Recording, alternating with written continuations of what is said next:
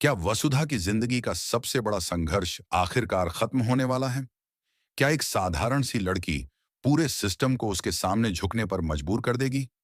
और आखिर ऐसा क्या होने वाला है कि जिस फूड इंस्पेक्टर ने वसुधा को बेइज्जत करके बाहर निकाला था, वही उसके सामने हाथ जोड़कर माफी मांगता नजर आएगा? लेकिन कहानी में सबसे बड़ा धमाका तो तब होगा जब देव की वापसी के साथ एक ऐसा सच सामने आएगा जो चंद्रिका की पूरी दुनिया हिलाकर रख देगा। आखिर क्या है वह सच? जानने के लिए बने रहिए हमारे साथ।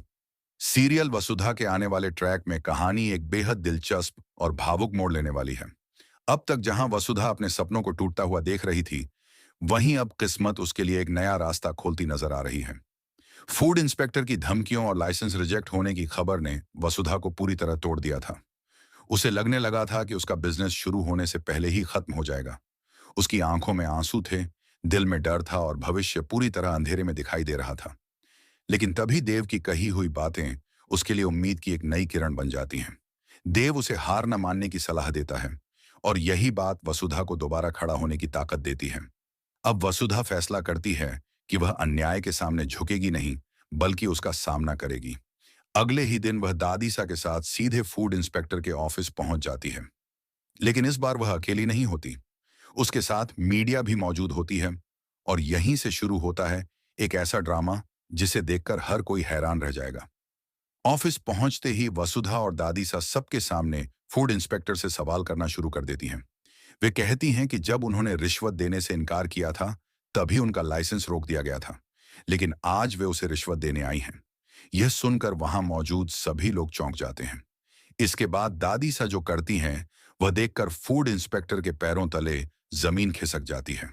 वह वसुधा का मंगलसूत्र निकालकर कहती हैं कि पैसे तो हमारे पास नहीं हैं, इसलिए यही ले लीजिए और हमें लाइसेंस दे दीजिए।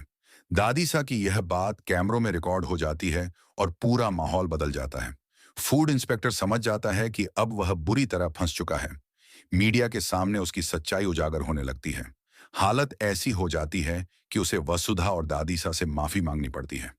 इतना ही नहीं, वह यह वादा भी करता है कि लाइसेंस तुरंत जारी किया जाएगा।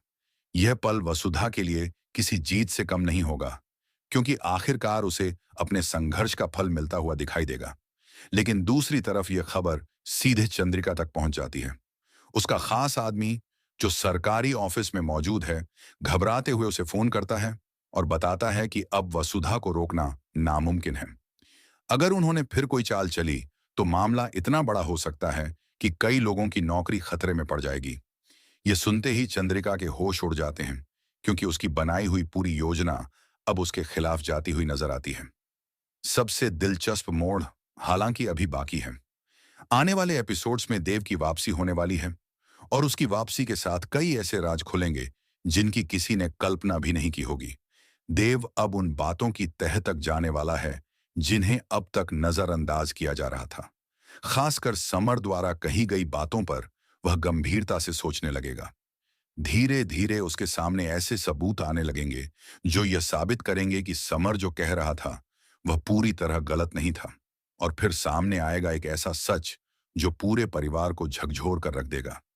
देव को पता चलेगा कि जिस इंसान पर उसने सबसे ज्यादा भरोसा किया, उसी ने उसके विश्वास को तोड़ा है। उसकी मानसा का असली चेहरा सामने आने वाला है और यह खुलासा कहानी को पूरी तरह बदल देगा। अब सवाल यह है कि इस सच्चाई के सामने आने के बाद देव क्या फैसला लेगा? क्या चंद्रिका की हार यहीं खत्म होगी या वह कोई नई साजिश रचेगी? और क्या वसुधा की खुशियां ज्यादा समय तक टिक पाएंगी? आने वाले एपिसोड्स में इन सभी सवालों के जवाब मिलने वाले हैं।